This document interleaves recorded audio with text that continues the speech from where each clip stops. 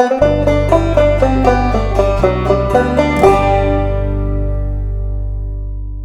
folks, and welcome to Informed Dissent, a weekly news podcast from the Gender Culture Wars with your hosts, Jamie Reed, Corey Cohn, and myself, Lauren Legere. This is your news of the week for November 22nd, 2025. Good morning, friends. Let's get right into the stories that made us sigh, shake our heads, and say, of course that happened.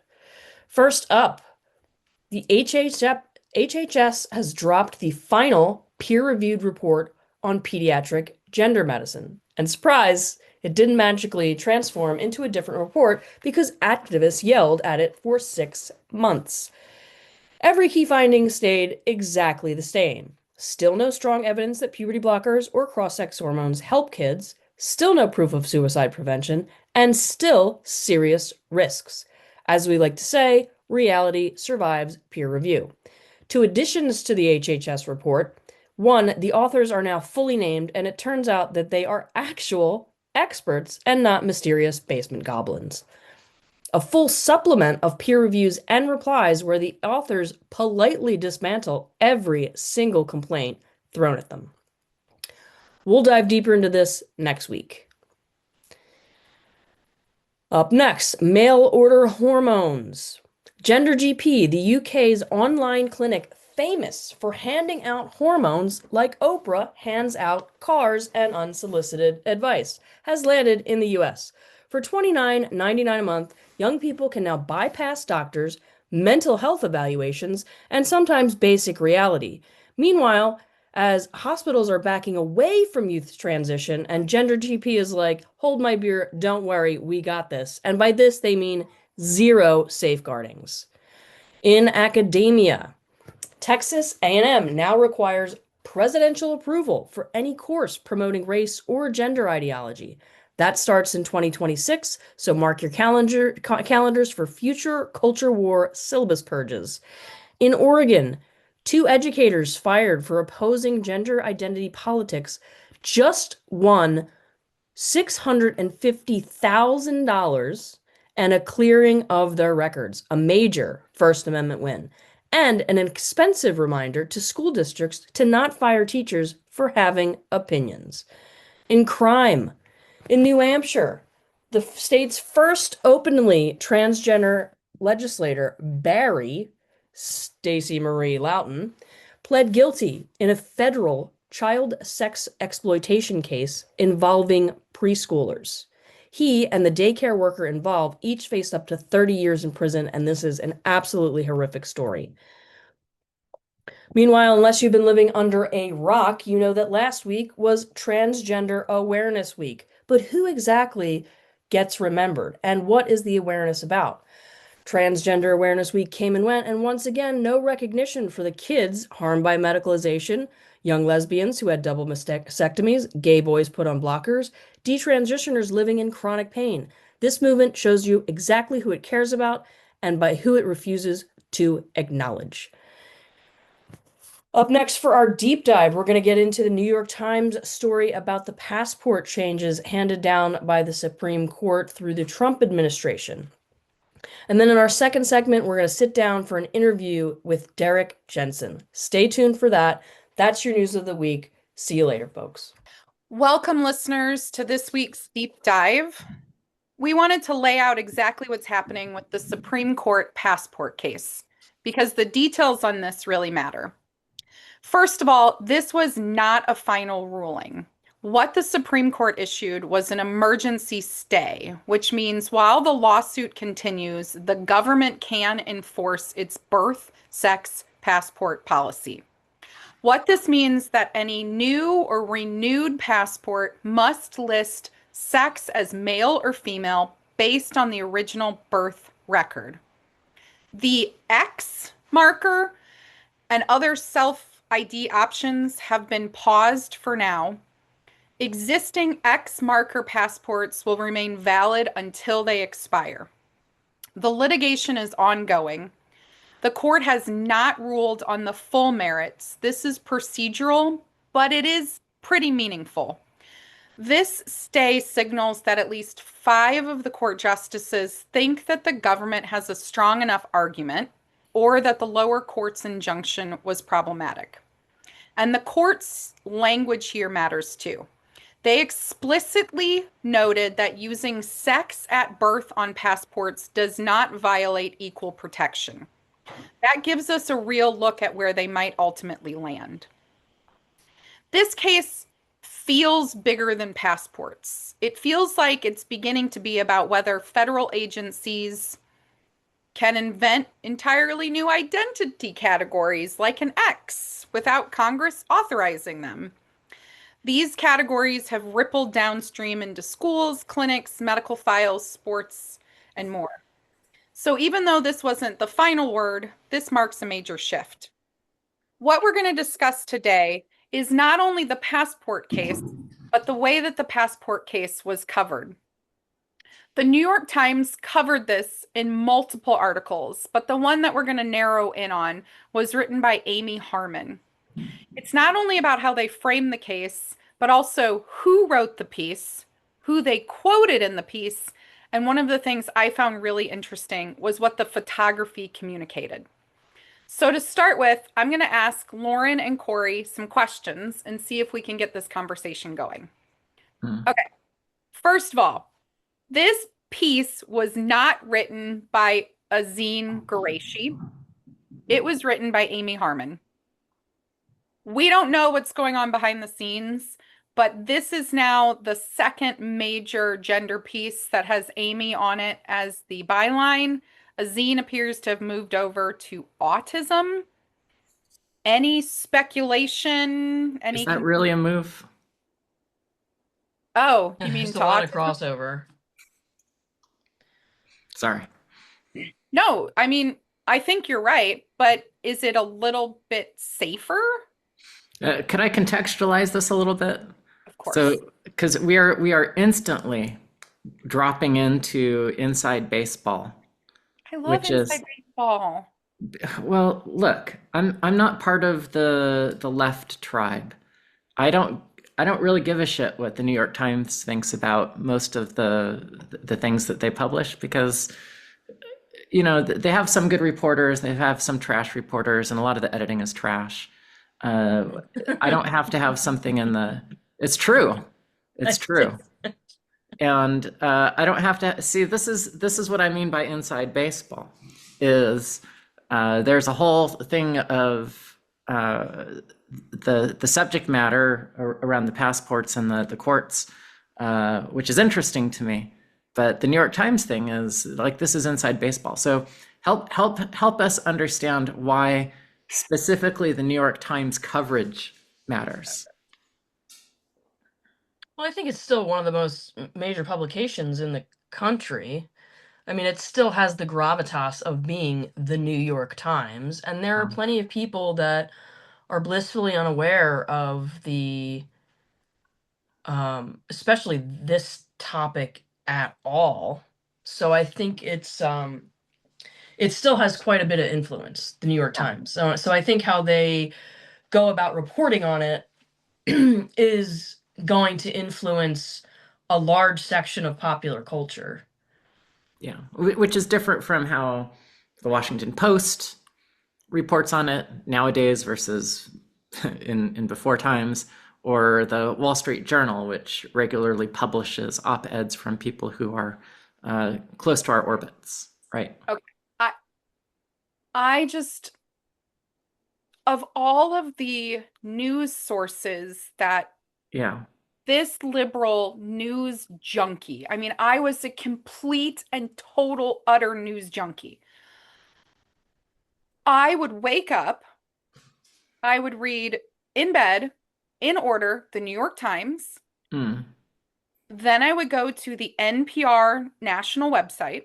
Yeah. Then I would toggle to my local NPR website. Yeah. Then I would go down to the kitchen and turn on NPR.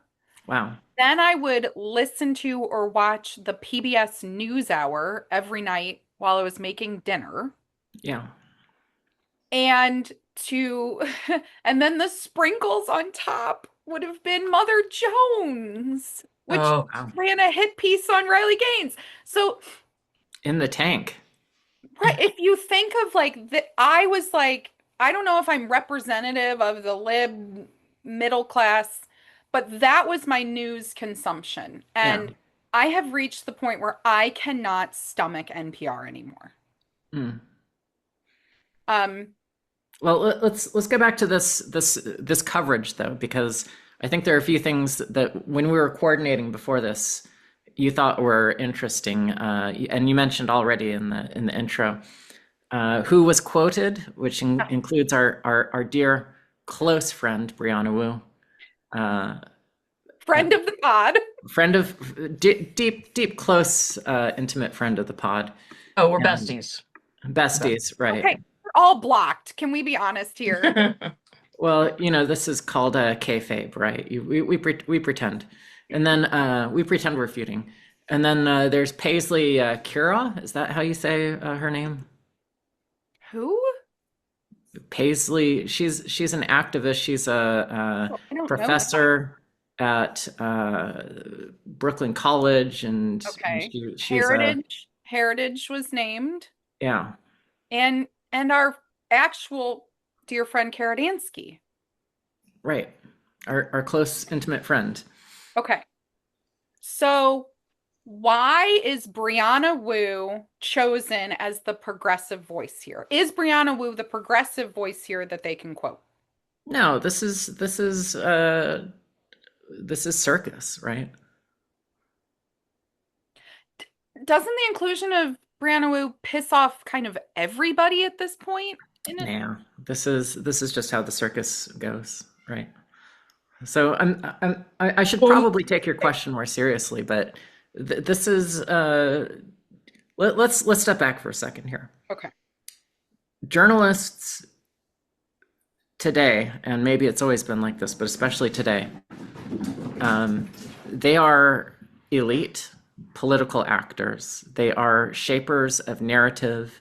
They are balancing their need to generate content with their need to preserve access. Okay. So Yes. a lot of the way that they choose to frame things or who they talk to is based around continuing their access and continuing to manage their professional images. So when they go and they talk to people, I mean, it's great that she spoke with Karadansky. That's a nice change, because for years and years and years, there was never any sort of critical viewpoint here. Roger Severino also. But for years, this would have just been, here's the 3 or 4 most popular trans voices right now. I think Amara Jones was quoted, right? So here's another long-time, very visible political actor. And in fact, Amara Jones is described as a transgender journalist, but in fact is also a political consultant. So here's the whitewashing or disappearing of pretending that political actors are journalists. Anyway, it's like there's probably instant message chats behind the scenes that have, on one hand, most of the people from our side in one, and on the other hand, most of the people from their side, and they just say, "Oh, this our friend at the New York Times is doing this article. You should go talk to her." All these people are connected. You're correct. I mean, but some of the people connected, like Kara, Yeah. I think an example here, and this is very insider baseball, so I mean, maybe it's worth mentioning. I think Dr. Julia Mason, I think, spoke to a zine, God, I don't even know how many times, like dozens and dozens and dozens of times on, Yeah. questions about pediatric gender medicine pieces, and was like, the quotes that make it in are really whittled down to whatever voice they decide at the end is allowed to be put forward. Yeah. So Kara was allowed to be quoted here. I think that's important. All right. It's important because it signals a shift about the New York Times, not about the broader trans issue, right? I think I think it just signals, I don't know, should I not find that hopeful? I find it I mean, hopeful. you're a liberal. You should find it. You're a liberal who has, as you just stated, a long time admiration for this institution. So you should feel glad the institution, from your standpoint, is not hopeless. But you said NPR is hopeless. So this is fair, but it's really not about passports. It's about the institution of the New York Times. Yeah, I think you could look at it in an optimistic way, but also you could also look at it in a more cynical way, in that we know that people at the New York Times know exactly what's going on, and we're getting glimmers of maybe there's another side, but the truth is they have gone years without reporting on this in any substantive way. So this could just be them um, dipping their toe in enough to just enough to say we're covering both sides. When I think it's pretty clear that there's still an ideological bent in what they're putting out, and possibly in the newsroom itself, with all of this stuff being filtered to be um, palatable to a certain group of people with a certain ideological viewpoint. Yeah. So I think so perhaps it's something to be optimistic about. Perhaps you could be cynical about it. Um, I'm pretty cynical that we're at the point where we're having to talk about the validity of these institutions anymore, where we're having to even talk about, is the New York Times going to finally show both sides of the argument in the full light of day? I mean, it's pretty disheartening to me that, like, an institution the size and with the gravitas that the New York Times is, we've spent years trying to get just these little glimmers. We've spent years, like Kara has spent years campaigning about this stuff, and they finally give her a couple lines in one story. Um, I don't know whether I'm still optimistic about whether you can trust everything that the New York Times says. I mean, clearly you can't. I've read articles of theirs, and you're just like, this is completely inaccurate. So I don't know. You could look at it either way, I guess. Um, I think it's just a microcosm of, like, the bigger problem here is institutions having been captured, and institutions that were supposed to be rigorously examining truth and science are now in the back hallways of the institution saying, well, is it acceptable for us to say this? Like, how do we say this in a way that's not gonna, like, anger certain people in this certain demographic? I mean, it's overall kind of disappointing, I think. But I was happy to see Kara quoted. But it doesn't change the fact that, like, there's still a huge problem in their reporting. There's a huge blind spot. What do you think about the ruling itself? Do you have any thoughts about the actual court ruling and this change to what is on passports? It's a little confusing about the court's argument that there's foreign diplomatic considerations, and that the administration is entitled to be concerned, like the foreign policy angle on this, right? So why is the court deferring to the administration on the basis of that? It doesn't make a lot of sense to me. Can I ask a personal question, Corey? Yeah. Do you have a passport? Yeah, of course I do. What markers on your passport? Well, I put it in my name. Oh, Oh, that's up on the screen. That's why it's there. What? What marker? What does it say? Some people are just listening. It's Corey Cohn F. Yeah. It's my gender identity is fucktard. Will you God, the thing What? that sometimes I can't believe you say. What? Is That's what it the F that's what the F is for. is it still an F on your passport? Yeah, nobody snuck in my house and changed it. When does your passport expire? Do you know? I don't remember. I think I've got another 4 or 5 years on it.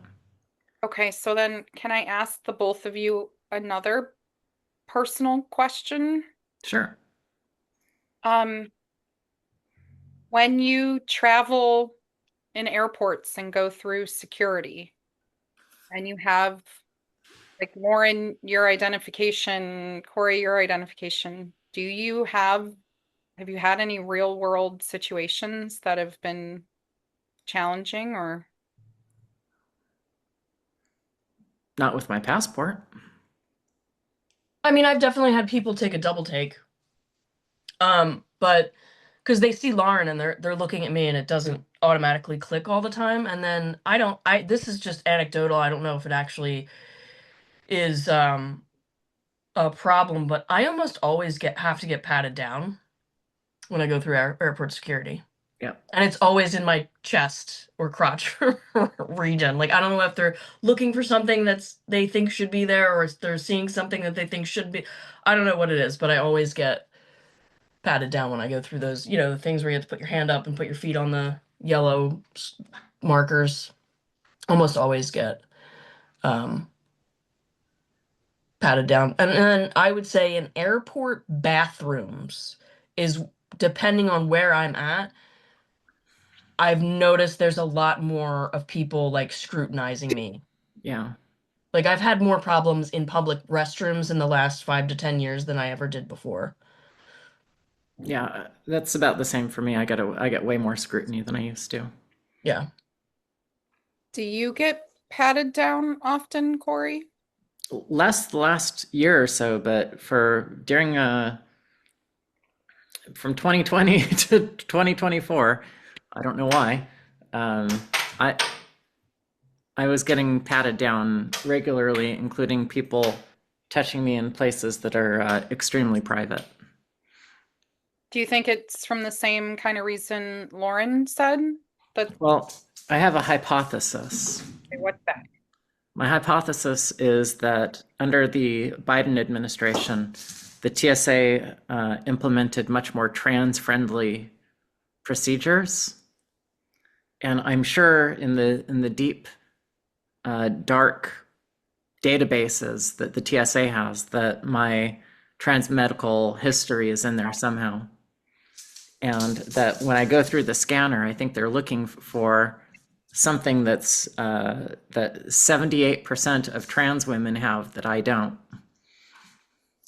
And I think that their systems are flagging me on that basis. That's my hypothesis. Corey, next week, could you maybe give your cats a tambourine and a banjo? Give them a sedative. Yeah, I mean, I can go Did off. you give them maracas? There's something shaking in the background. And I'm Yeah, like, that's what they have is a maraca. They have a little kitty maraca. The problem is people would like to see the cats, but now this week, instead of attacking you, they're just over there. It just creates a distraction. Okay, so like I want to be like serious for a minute. A lot of the pushback on this passport, the white one froze. Like, what are you looking at us for?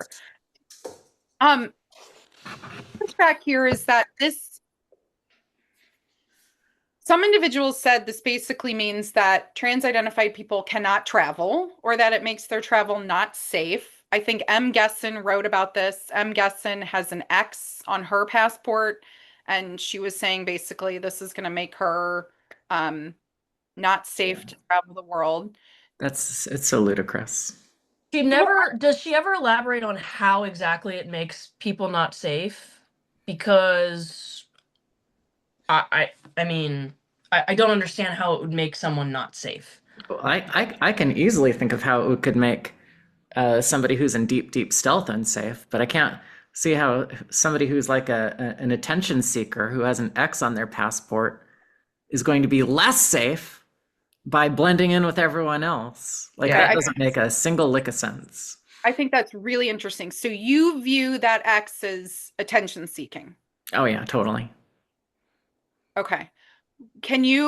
You're talking insider baseball, maybe a little bit. What does deep, deep stealth mean to you?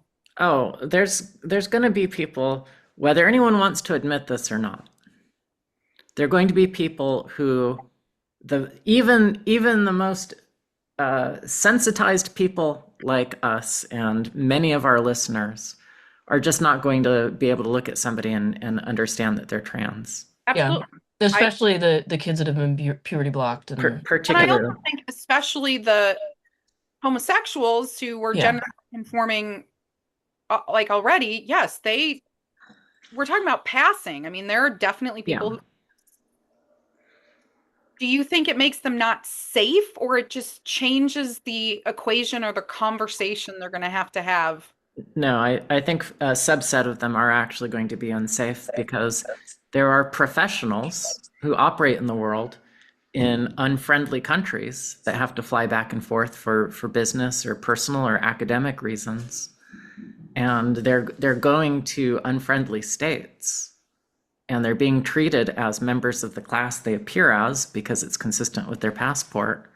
But if you have an extremely masculinized woman showing up, maybe she's been doing business in Doha for years. Now she shows up. She looks very masculine. She shows up now, and there's an F on her passport. Maybe she doesn't want to go back there anymore. Maybe she can't. And it was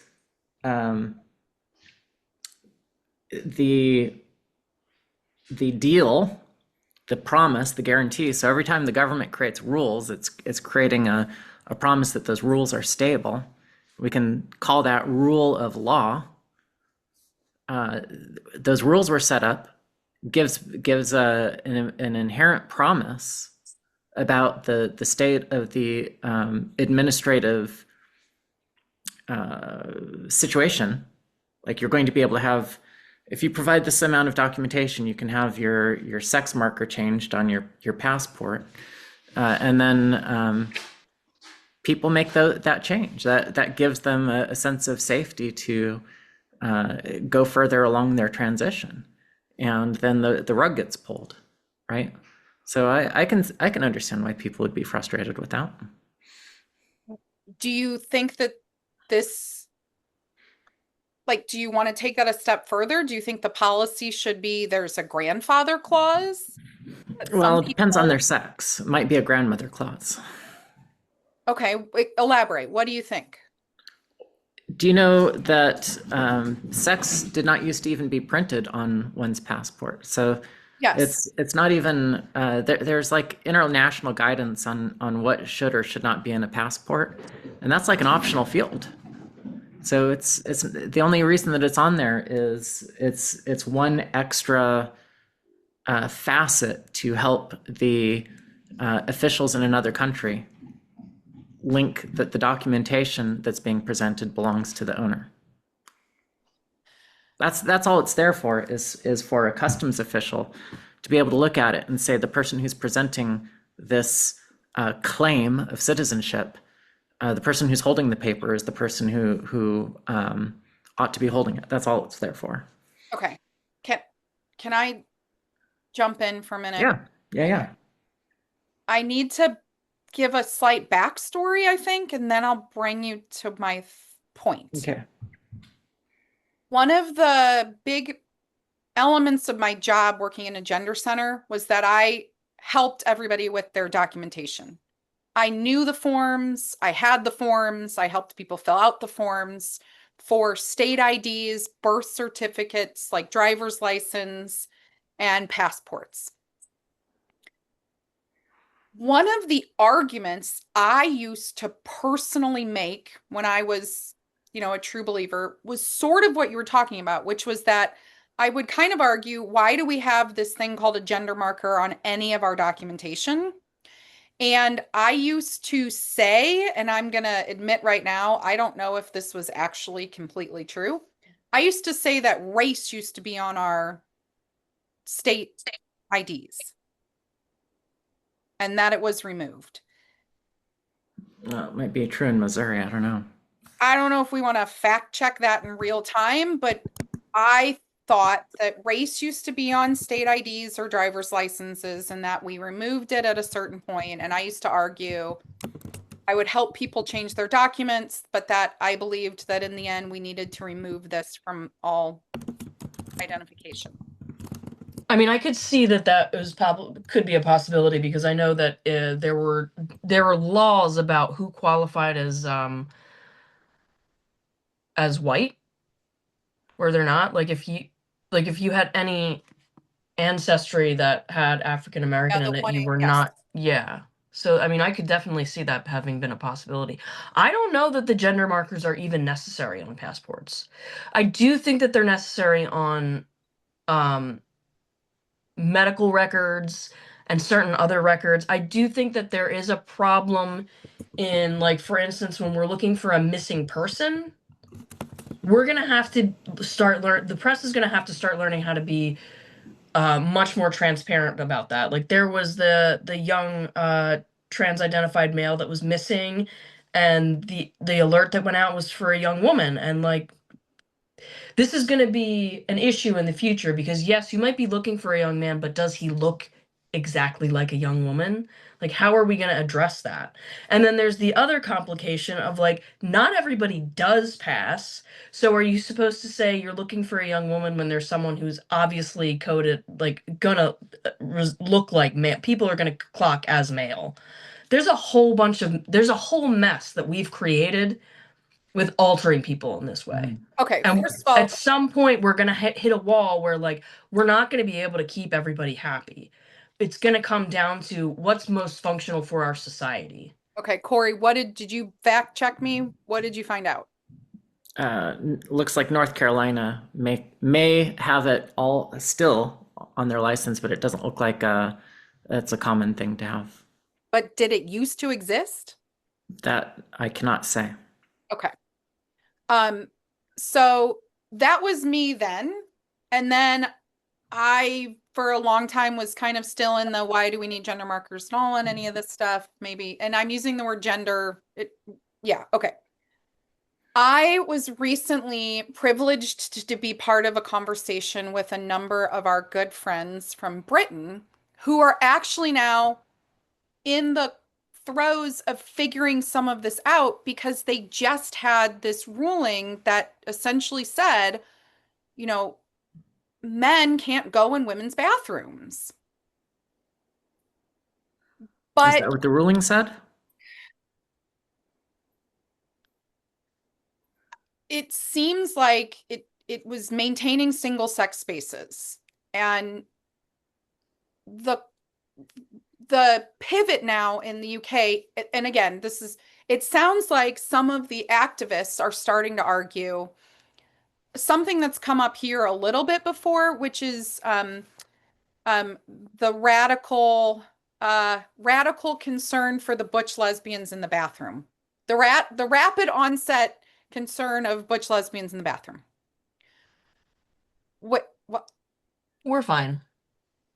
Keep going. Honestly, like, please stop because we're all fine. Because yes, people might take a double look, double take, but as soon as I speak, as soon as they take a good look at my face, they know I'm female. Please stop using butch lesbians as cover for this fucking insanity when we all know that there's a large amount of especially young butch lesbians who have been sucked into this and altered, and you've made their problem even more detrimental.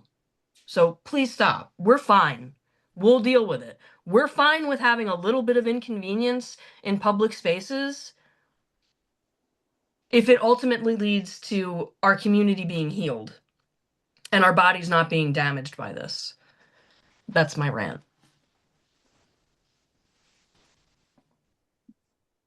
Do you okay, one of the ways I dropped in the conversation with our friends in Britain was saying if we have policies that suddenly say that single-sex spaces are the law and that in bathrooms, only biological men should go in the men's bathroom and only biological women should go in the women's bathroom, I suddenly do see a benefit to having correct sex markers on our state identification. So that instead of, I don't want people policed in those spaces because of their appearance. So if there's ever a question, if we all knew that our documentation was correct, then any of that rub of why are you in this space could so simply be solved if we all just knew that our identification would have the correct sex marker on it. You could just flash that and be done. Flash it to whom? Well, in Britain, they're actually talking about that directly right now. Flash it to the shop owners. Are the shop owners supposed to start becoming the enforcers? Like, we used to have a society where people just knew you just followed the. It was a social contract. That social contract has been completely obliterated, and we've caused exponential complications around it now. So it's no longer going to be able to be a social contract. It's going to have to be an actual law. So what does that law look like then? The law looks like biological men are the only ones in men's bathrooms and biological women are the only ones in women's bathrooms. And if so, how does it get enforced? Right. I don't think that someone who is extremely passable. We have to be realistic. We really have to be realistic. How are you going to call the people that are passable? How are you going to call them out? Unless this is the thing, unless there was some kind of infraction where we're mostly talking about women's spaces. Unless there was some kind of infraction where a woman was harmed by a man in that situation, we're not going to know. We're just not going to know when someone who is completely passable as a woman or completely passable as a man enters a single-sex space. We're not going to know. We're just not going to. And until we stop medicalizing people and causing this confusion that is deteriorating our ability to have social contracts, we're going to go through a rough patch. We're going to probably go through a 50-year rough patch of where do these people go? Yeah, and for the rest of our lives. Yes, exactly. And I don't know how we're going to get around that. It was happening before this became such a huge problem. There were passable trans women, we'll call them, men identifying as women, going into women's facilities and people didn't know. And it wasn't didn't create problems. And it didn't create a problem. I think the problem is that we now live in a culture that is telling Bob down the street, who literally just put on a wig, that he's beautiful, stunning, and passable. These are people that are mentally unstable. If Bob looks in the mirror and doesn't realize no one on this fucking earth actually believes you look like a woman, Bob is mentally unstable. So when Bob goes into the women's restroom, we should kick him out. Well, let's But what if his driver's license says F on it? You're still going to have this window of time. So what was this thing that happened last week? There's a woman or the week before last, she was at a gym, and there was a obviously not even medicalized man that was using the women's facility, right? Now, that wasn't the bathroom, that was a locker room where there's a much higher expectation of privacy than in a public restroom. And looking back, surely there have been some problems in bathrooms, but all of these highly visible types of examples are locker rooms or changing rooms. And that seems like it's a different problem than the airport restroom that was brought up earlier. Yeah, I would argue it's a much more vulnerable space if you're getting completely naked, showering, getting changed. Yeah. But still, I mean, there's still problems in bathrooms, especially if you're the only woman in there and some man comes in. I mean, it's terrifying. Um, I just think we do have to look at this realistically, right? I mean, I know I've heard from detransitioned um young lesbians, like I think Kira Bell talks about this. She said honestly she uses the men's restroom because she scares women. I mean, she was medicalized as a child.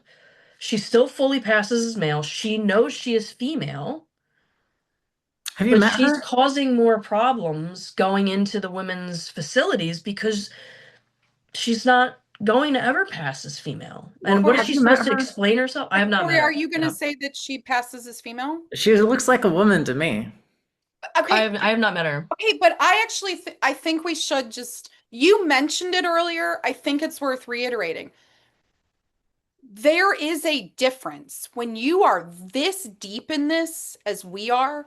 I know there's a difference between uh how we clock people and how the general public clocks people. That's right. Yeah. Which is why I've had more problems going into the bathroom. Because People aren't looking, right, they're, right, yes, like right. The we're general looking public, much more carefully than the general public. The general public sees my is not hoodie and looking my at short hair. shoe size or the No. finger width or like the things that we see now. Like, and the part of the problem is I can't unsee it now. Yeah. Like, once you are this deep in, you like Corey, once you're this deep in, like I just see you as male. Mm. And then you and I can go sit in a restaurant and you'll be ma'amed. And I just am like, I'm in my mind, I'm looking at this Dressed server, like, dressed what? in completely. I'm not wearing flowers and ruffles and No, I pink. know. And No, I'm I'm just just. like, I'm like looking around like, what are people seeing that I'm That's right. not seeing? It's in the eyes of the beholder. There's no That's the objective problem. scale for Exactly. passing. I mean, when I get misgender, and I hate that fucking term now, but when people sir me, especially in front of my mom or my sister, they're like, "What? What?" My mom always, it's always so embarrassing because she'll be like, "But she's so beautiful," and she'll start touching my face, and I'm like, "Thank you, mom. I thank you." But because she can't, like, my mom cannot conceive of how anyone would ever, even in my baseball cap and my hoodie and my work clothes, she will never understand how anyone thinks for a second that I'm a dude. I mean, but I agree with her. But again, I mean, I am very pretty, but I You just are. don't think that that's the general public does. And one of the things that's tough about this, um, is that part of the general public is that I do think there's this element of, for some women, of like they feel deceived. And that is an element of, I don't feel safe anymore because I Mhm. feel like you tried to deceive me. Mhm. That adds that layer. But Yeah, there's a fairly well liked and prominent woman who rejects the term gender critical, and she's in the UK, and I think that's all the information I'll give. And her name's not J.K. Rowling, um, who has attacked me multiple times yes, over and over. Yeah. because, in her opinion, it ought to be illegal for me to present myself in such a way that I can be mistaken as a woman. And maybe a better way of saying that is she thinks it should be illegal that I present myself in any way that she Mhm. mistakes me for a woman, I, I, that she mistakes me for a woman. okay, I mean, I'm really just spitballing here because I still think that if we have this 50 years to go, I think we have to have some openness to legal grandfather clausing or recognition. Uh, yeah, and going back to our friend Brianna Wu for a minute, um, Besties. every time, I'm every sorry, time, did you say testes? every time on X or on any social media platform, he says this whole thing about, I have to have this medication or I will die. There's so much drama around it. Here's the thing. Here's my honest statement. I would never legally seek to take hormones away from Brianna Wu. Why? Because Brianna Wu has no fucking gonads and does need, for medical health, exogenous external hormones. That is a grandfather clause I am willing to put into any single state. If you are no longer in the possession of your ovaries or testicles, if you have no gonads left, you should be able to medically access external hormone. I would add that and I would defend that right for anybody moving forward. I don't think another single human being should be put on a medical pathway. But if that's the position you're in for the next 25 years, I would happily grandfather in anyone in that scenario. I don't want their quality of life or health to deteriorate because they were lied to and had their gonads cut off. Yeah. Okay. But I also don't want Go ahead. Mr. Wu in my bathroom.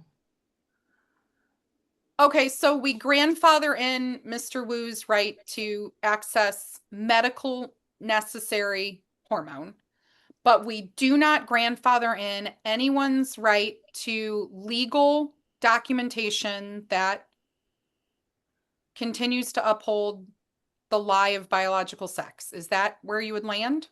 The lie of gender identity, you mean? Correct. The lie, yes. But also, see, like, this is a never-ending pile of shit because, okay, Mr. Wu needs exogenous hormones. Mm-hmm. If we're coming this from a health perspective, do we continue to give him estrogen? Yes. Why? Because from some of the, at least, testimony of those who have detransitioned on their own accord, I do believe that there are negative medical outcomes for castrated men to be put on only testosterone or oh, I'm a compassionate human being. I do not want to cause someone additional pain or suffering. And I know that there have been castrated young men who have said, when I am removed completely off of feminizing hormones and put completely on testosterone, it is uncomfortable. It is painful.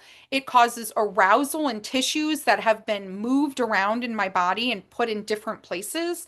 And I don't want anyone else to be put through additional pain. But again, that's this limited window of time. I want it to say for the next 25 years, whatever, 75, whatever, that's. Meanwhile, we are still doing this to I people. We know. are still doing this to children. I mean, we just keep pushing this down the line. Yeah. And I do Many think fewer with this, children. yeah, I mean, and unfortunately, I feel like the more of this that gets exposed and the more of the social contract that so many people still believe exist, once they realize that's been completely shattered, I don't know that everyone is going to have your level of compassion, which It's is really medical. frightening. It's It medical. frightens me. I mean, I care It's about very these. frightening. I still care about the vast majority of these men and women who were put on these medical pathways. We're gay and lesbian, yeah. Yes. Yeah. And also, a lot of people are severely mentally ill. So what do we, you know what I mean? Like we're trying to, I don't know. I don't know what the answer is anymore. But I do think that our documents need to reflect our sex in especially medical situations. Like we're gonna have to really weigh the pros and cons. The passport, personally, I don't know that it's even necessary to have a gender marker on the passport. The reason, but okay, this is why they went that route though. There's no federal oversight of state IDs. There's no way this administration could have reached into the state level identification process. The states make those rules on their own. This was the only documentation pathway that the federal government had a way to address was a passport. Yeah. And I think this is, Corey, you can help with my thought process here. I think that the more difficult you make the legal process, if somebody knows I can't get a passport that says F on it, do you think that it slows down somebody in the pipeline of transition? No, not at all. I don't think it makes any difference. No, I mean they're under this impression that they're being persecuted by their own government. Yeah, and I mean, let I me feel like it just makes them double down into the ideology, to be honest. let, Not that we shouldn't do it, because again, we do need to bring back some sanity to society and the way we operate. Um, but it's going to be an uncomfortable road for a lot of people. And yeah, just we're going to have to we're going to have to see as we go along, like where is it most important to have accurate representation of one's sex in documents? Where is it most important? Birth certificate, never change. I think that's the only one is birth certificate. Yeah. If you never change the birth certificate, you always have. But do you go to the hospital with your birth certificate? You don't. You usually just have your state ID. I mean, I never carry my passport around unless I'm going out of the country. Yeah, but if you're virtually any situation where you're being wheeled into an ER and you're not able to explain what your sex is, uh, I assume most medical professionals don't have to go into your wallet to figure out if you're a man or a woman. You're assuming that you're in a medical situation where we're cutting your clothes off. That's not always the case. And I actually, damn it, we're running short on time, but I have two like stories here that I think are important. All right. Number one, most birth certificates in this country, in the States, you could not change most birth certificates unless you had surgery. And they wrote these laws to say SRS, sex reassignment surgeries. That's how it was written. Do you know that for the past decade, trans rights activists have been pushing and chipping and fighting? They weren't fighting to change the law in the state. I had attorneys in the state of Missouri wanting doctors to sign forms claiming that giving an injection counted as a surgical sex change. We know damn well that's not what the law was written to mean. And yet they were trying every avenue they could get at. And again, I say I was trying this too. We tried to get birth certificates changed saying, well, somebody had top surgery, so that counts as the surgery. We know those laws were made that you were only supposed to change your birth certificate if you had SRS. That's one. Bottom surgery. Bottom surgery.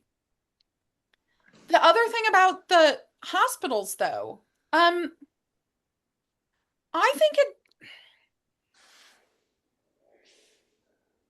think your sex does matter in medicine in really important ways. The diagnostic differential is different if I know your sex or not.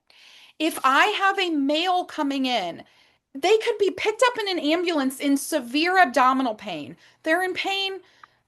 And let me take a step back. If I pick up somebody in an ambulance and I believe that they are male and they're bent over in severe abdominal pain and they're like, and I'm to the point where I'm giving you like morphine IV. I'm not cutting your clothes off. You weren't just in a car accident. Your bones aren't sticking out. I'm going to miss in that differential that you might be in the middle of a miscarriage. I Right, might but miss in that differential that your ovary might have just exploded from a cyst. but also you're not going to doubt the evidence of your eyes. If you see somebody who has a beard and has been virilized, you're not going to say, well, I need to, before we make any medical decisions, let me see this person's driver's license. Yeah. But that's the minute, if you are not in absolute critical, the very first thing that they do is check who you are. They will ask who you are and they will pull up your electronic medical record. That Right. electronic medical record should never have the sex changed. Right. But that's not an ID, is it? You're okay, but then you're going to go back to this situation. We're going to have so many people who are holding one thing that says one thing, and then all of these other documents don't. Yeah, that'll happen from time to time.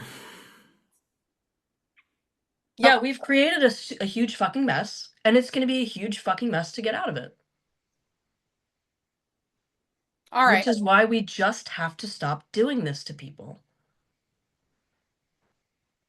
Okay, well, if Lauren, you got to make all of the rules of the land and starting January 1, 2026, we never did this again to anyone else. We could set some grandfather clauses, be compassionate, and be done with this in 100 years. Won't happen. Thanks. The people who want it outnumber the people who don't. Wait, sorry. The people who want it and are going to keep a sustained effort to achieve it are going to outnumber the people who don't want it. So no matter what, there's going to be some form of available medicalization worldwide for 100% sure. And even in the US, it's like 99% sure forever. Forever. The genie cannot be stuffed back in the bottle. Okay, that's medicalization though. Does that mean there has to be a legal pathway that recognizes that? Nope. That's going to be something that's a little bit easier to contain. Okay. This was I always appreciate talking to both of you. Um, anything else on this one? Well, yeah, it's getting too late to bring this up, but one of the claims in the lawsuit that started in Massachusetts is that the rules making, like the way that the Trump administration pushed this through, violated the APA, which is the Administrative Procedures Act, Okay. which requires a notice and comment period before any of these types of rules can be passed. And my guess is that if this goes to the Supreme Court, and it looks like it may, and gets a hearing, that the plaintiffs might have a good case, because I don't think that there was a good notice and comment period on this. Was there I one think for it was change for capricious. was there one when the Biden administration decided to put all kinds of weird shit in the passport? Like Well, X? they weren't taking anything away when they did that. Ah, okay. That's But if the state says, "Hey, you can go do this thing," and people start doing it, and then another administration comes along and says, "Nah, you can't do that anymore," there actually does have to be a process to follow. Because people do have rights. They do have rights to due process. They can't have the state just come in and say new rules for everybody. Everything that we gave you, we're taking it back now. Yep, like I said, we've created a big fucking mess.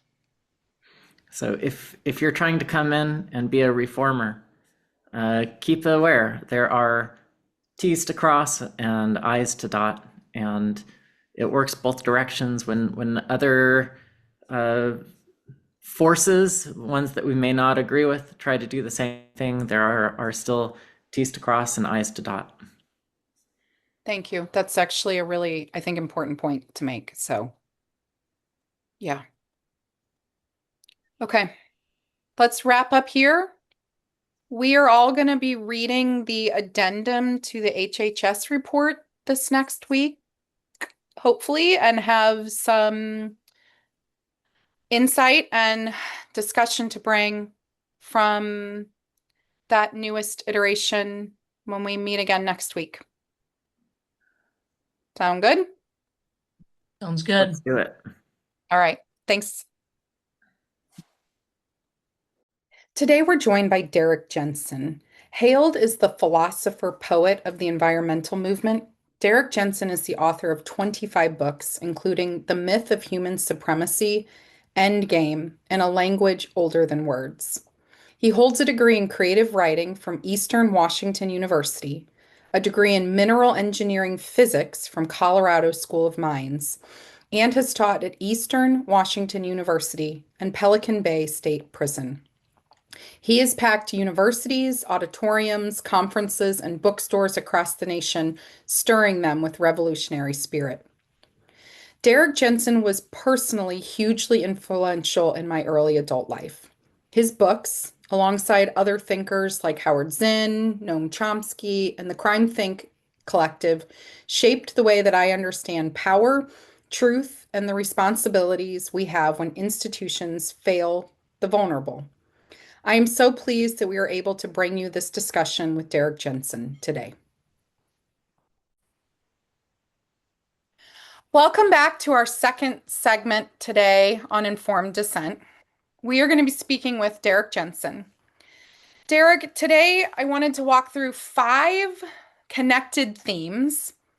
First, how pressure builds when movements form, what meaningful ethical resistance could look like, the tensions you've written about between witnessing harm and taking action, how radicalization might happen, and then how movements sometimes can help people feel grounded so that fear and desperation don't turn into destructive actions.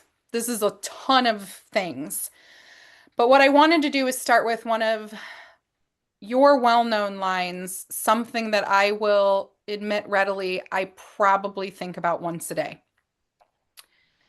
You wrote once, every morning when I wake up, I ask myself whether I should write or blow up a dam. I tell myself I should keep writing, although I'm not sure that's right. I'm not quoting this because I am interested in violence. I'm not. But I quote this and I think about it every day because I think it captures the psychological pressure people feel when the people in power refuse to protect the vulnerable. So, with that kind of as our opening frame, I'm interested to know where you feel like we overlap as the movement that the three of us are in and the movement that you might have spent basically the bulk of your life in. Well, all 5 of your topics are great, and that's a really good question. And what I was trying to get out with that line is that is the relationship between discourse and action, and how we can write wonderful impassioned defenses of salmon, and there have been people who have done exactly that. And by themselves, these wonderful impassioned written defenses of salmon don't actually save any salmon. That it's important. Discourse can help bring about some sort of action, but discourse by itself doesn't affect physical reality. I mean, So what salmon need is not someone to make another impassioned defense of salmon, but what salmon need is for dams to be removed. And so that's partly what I'm getting at with that. And then, um, can you ask your question again? The actual question without the quote? Yes. Where do you see, or do you see any sort of overlap between that movement and I think I want to use the word movement that the three of us are in, which is not well defined yet. Even the Well, name of it. it's it's a it's a great question, and you've really gotten to the heart of everything with that quote, because how did an environmentalist end up talking about gender? And part of it has to do with I've also talked about the abuse of children, I've talked about the abuse of women, and another part of it is I really don't understand, and I don't mean this just rhetorically. I don't really understand how the gender ideology movement, the pro-gender, how it has so completely taken over the environmental movement, because the environmental movement was always, I mean, it was called Earth First. It's about reality first. And all of my work forever has been about taking physical reality first. And what is most important is reality, and what is not so important is our rhetoric around reality. And we have to start with physical reality and build up from there. And I didn't really understand how an entire movement that could easily understand that the fact that Weyerhaeuser calls itself the tree growing company doesn't make it the tree growing company, could then say that because a man says he's a woman, that therefore he's a woman. Oh, and one more thing about this is that it's so funny. When I wrote The Culture of Make Believe, when I did talks about the book The Culture of Make Believe, I would open with how the book was supposed to be a 5-page introduction to an encyclopedia of hate groups. And the first thing I did was I went to a KKK website. And the KKK website said, we're not a hate group. We're a love group because we love whites. So then I would say, I immediately had a choice. Either A, the KKK is not a hate group, or B, you can't trust rhetoric. And everybody in the audience would laugh. They would all get it. Those same people today would threaten to kill me for Mhm. saying that either A, men who identify as women actually are women, or B, you can't trust rhetoric. And I could actually, I've never done this, but I could actually put those two. I could do the KKK joke first, and then I could do the second joke, and the same audience would laugh at the first joke, and then they would start screaming at me for the second one. It's just the whole thing is very. So that's for me. I want to say one more thing, which is that the one of the things that ties all these together is one of the most destructive notions that we have, which is a very, I'm going to use jargon here, a very, very patriarchal notion, is the great chain of being, where at the top you had God, which is mindless, I'm sorry, which is pure mind, no body. That's perfection. And then you have angels, and then you have men, and then you have women, and then you have non-human animals, then you have plants, then you have blah blah blah, all the way down to dirt. And that's at the bottom, pure body, no mind. And it's a scale of perfection. And yeah, that's all crazy and Christian and everything. But two things, three things. One of them is but this still influences everything about us right now. Like if I say what are the greatest inventions of all time, you're probably going to think the lever, the screw, the pump, gunpowder, you know, the internal combustion engine, whatever. What about metabolism? What about sex? What about proprioception? That's how you tell where your hand is when it's behind your back. What about all those things? I mean, those were, but they're not called inventions because the body created them. The mind didn't create, only the mind creation. What are the greatest pieces of art in the world? Oh, it's going to be the Sistine Chapel, Mona Lisa, Beethoven's Ninth. What about Leaves in the Fall? What about uh, Bird Song? Like those don't count. That's not art. That's just nature. So infects us in every way. And then also it's the same with like uh AI, machines are at the top. They're mindless. I'm not I keep saying that. They're bodiless. They're pure computation.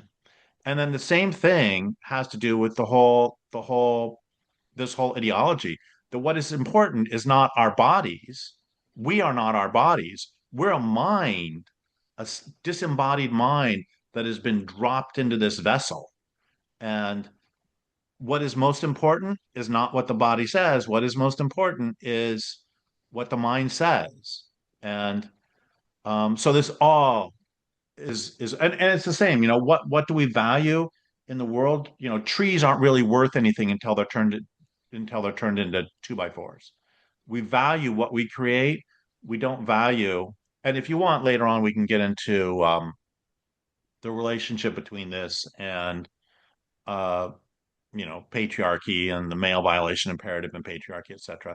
Anyway, so that's where for me all these things is that clear at all on how these Yeah. things Yeah. come together for me? Yeah. It's all I, about reality. Let's I start with actually reality and build up from there.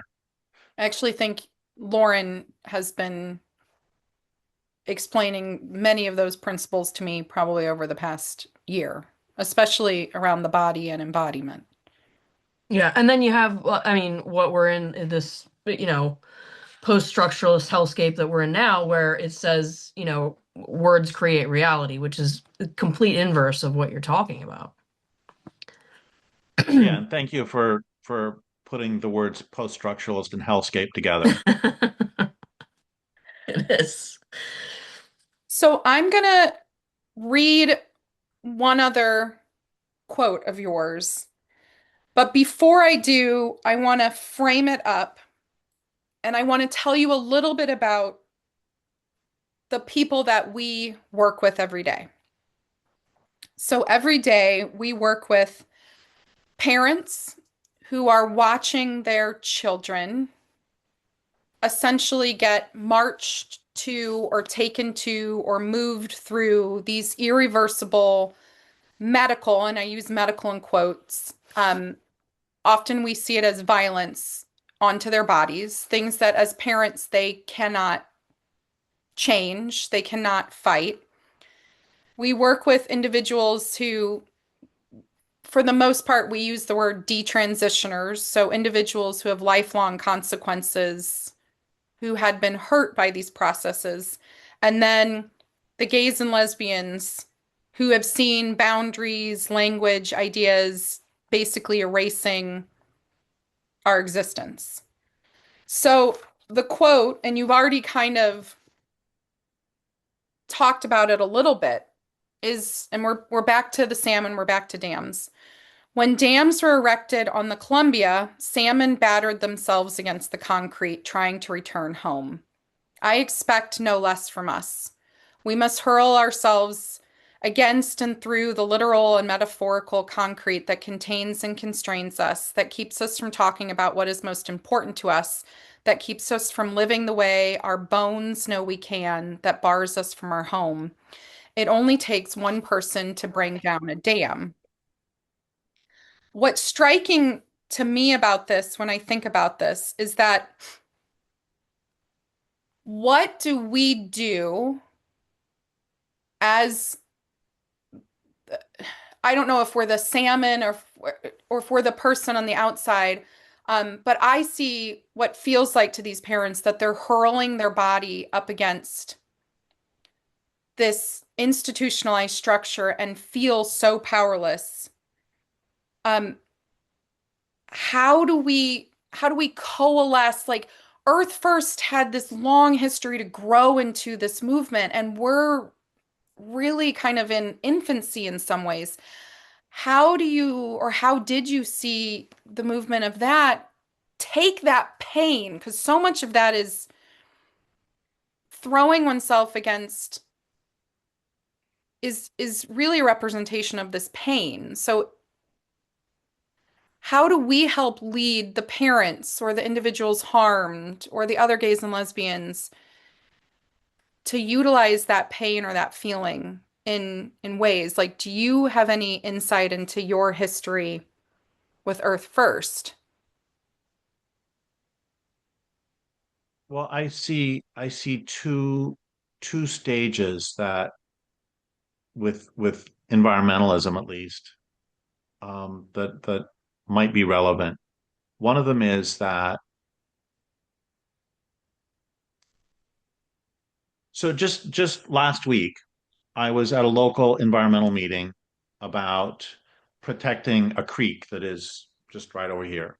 And one of the questions we broke out to different tables and uh, then had discussions in our at our tables. And one of the questions was, how important is public access to this creek? How important is that to you in here? And everybody's talking about, yeah, it's really important. And then they came to me, and I just, I couldn't help it. I said, well, I think public access is fine, but what's really important to me is the coho habitat and the Pacific lamprey habitat.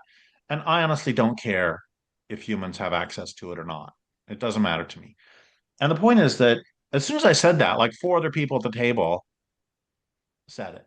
And this is, I have seen this so many times, and it's not just me doing it. I've seen it with other people too, where one person speaks up and that gives everybody else the courage to say what they were thinking. Sometimes it happens like that. Sometimes it happens that you say it and then, excuse my language, it's like you farted at a garden party. It's like everybody pulls away and is like, how dare you blaspheme?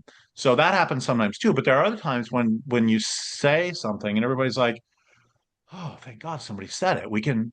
Now we can do it too. And again, like I still remember when Neil Everden's book, The Natural Alien, jumped off the bookshelf of me in a library and I read it. And it was the first book that took non-humans having inherent value as a given and not what use are they to humans. And I was in my 20s and I was like, I can breathe.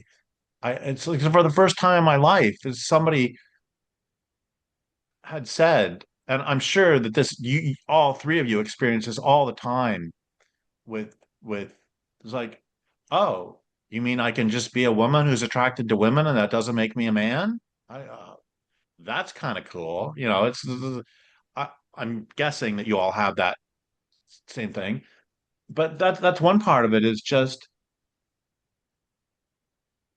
it is really important for someone to just say to these parents, you're not crazy. No, this whole thing is crazy. And it really is okay that you are upset that your child may be mutilated. But they're going against the entirety of it's the entire cultural message around them is telling them the opposite. Oh, I don't disagree. And it's the same with environmental stuff. This is something that's made me angry for decades now, is every time a mainstream journalist writes about some creature becoming endangered, they have to talk about how that's going to affect the economy. And like, I don't actually care. In fact, it's the economy that's killing them. I mean, everything tells us that humans, I have to fight so hard with every one of my books. I have to fight so hard to say the tree who, as opposed to the tree that. Even after more than 25 books, I still have to fight for that. And So yes, I understand going against an entire culture that doesn't believe that a tree is a who. And um and That somebody just has to, I'm sorry, go ahead. no idea that you were having that language Oh, battle. I have to fight every editor and every copy editor and every publisher. So the point is that I um certain narratives can be taken up. And this gets to a big problem with the left these days is that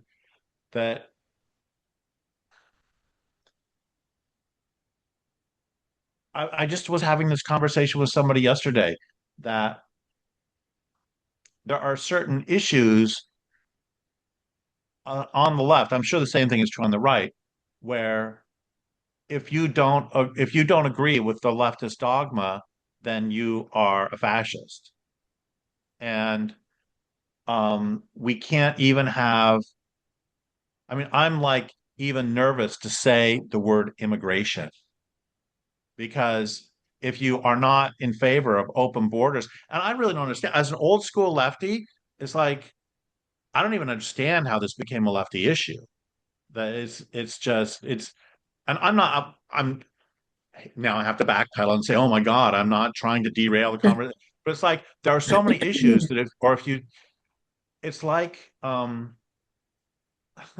the phrase that people talk about Trump derangement syndrome or Biden derangement syndrome or rolling derangement syndrome.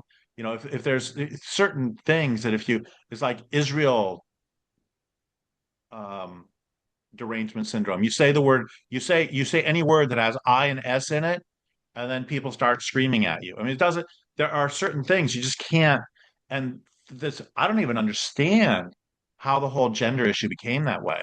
I mean, it's so interesting to watch the rhetoric of no debate.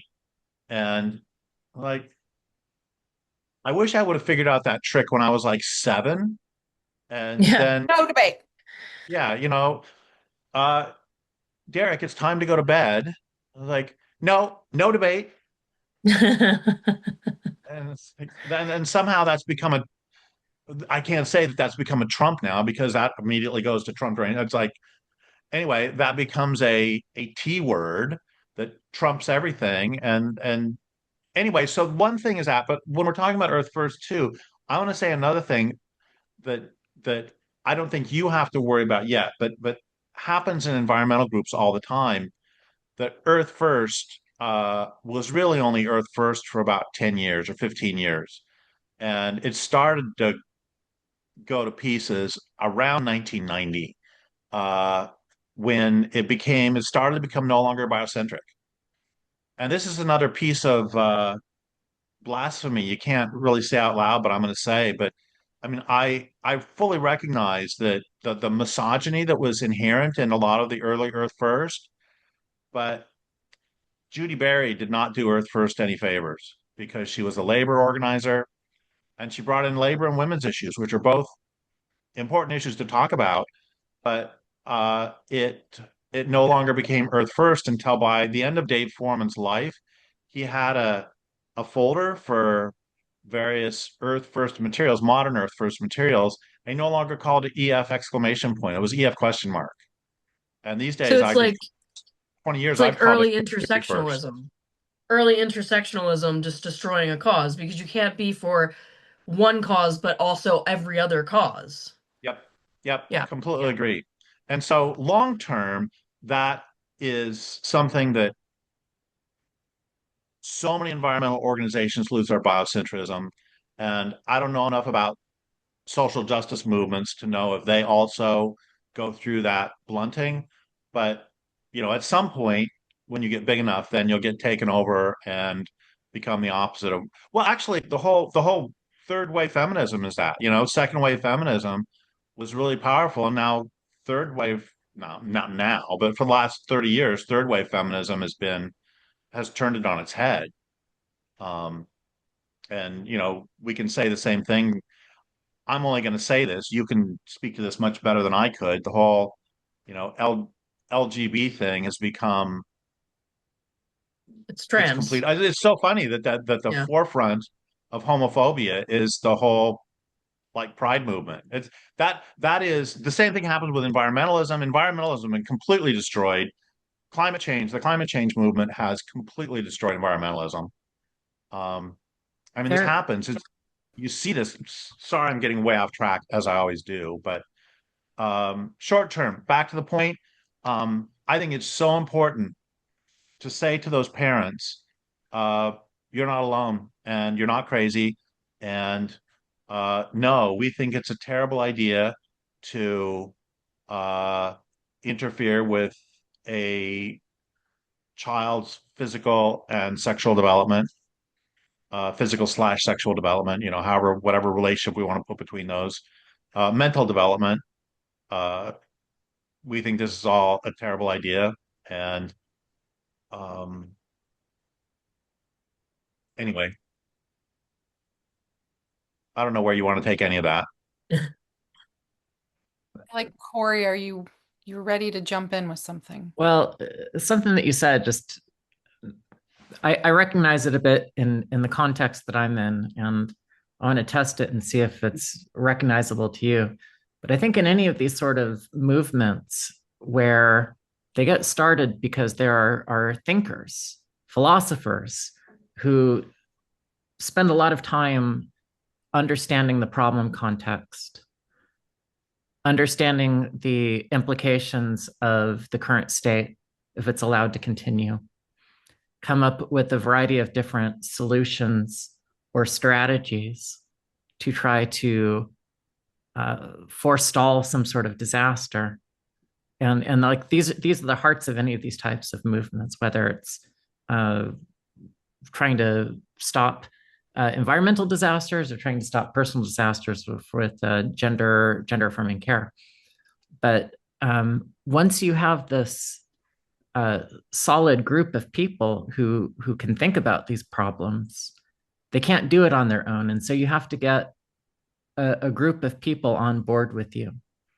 And it seems like it doesn't take very long for the people who've been onboarded to recognize that these movements are vehicles for their own agendas, to get into positions where they have influence and control, to marginalize the original thinkers, problem definers, and then to strip the entire soul out of the movement because the purpose of the movement is no longer in alignment with the leadership of the movement. The reason I'm sort of smiling here is that Paul from the New Testament says hello. And just sort of the greatest example of this sort of movements getting changed like this that I can think of. One of my favorite examples is Christianity and just Jesus, saying love your neighbors, etc., giving this message of peace. And it took what, a couple centuries for Constantine to go, a few centuries for Constantine to go and conquer under the sign of the cross. Yep. So yeah, this is just uh, It's funny that you yeah. use that. I've used that as a comparison to what happened with the gender movement is that like with Christianity, Christianity largely spread because it was adopted through the political apparatus that was advantageous for Constantine. And that's exactly what we're seeing with the gender movement. It's been adopted by a political apparatus to push a certain agenda beyond just the cause of quote unquote gender. Like we now have a whole party. Like we have two parties in this country, and one party is solidly committed to giving sex changes to kids. And they're using it as a political cudgel by calling people bigots and transphobes and cutting and shutting down debate and conversation under the guise of this being some civil rights movement. I know we're supposed to be interviewing me, but how, how is that? Apart from sort of the obvious, there's the Pritzker family connection, and the Pritzkers finding Obama and all that stuff. And then in addition, there is backlash against women's rights, backlash against gay rights.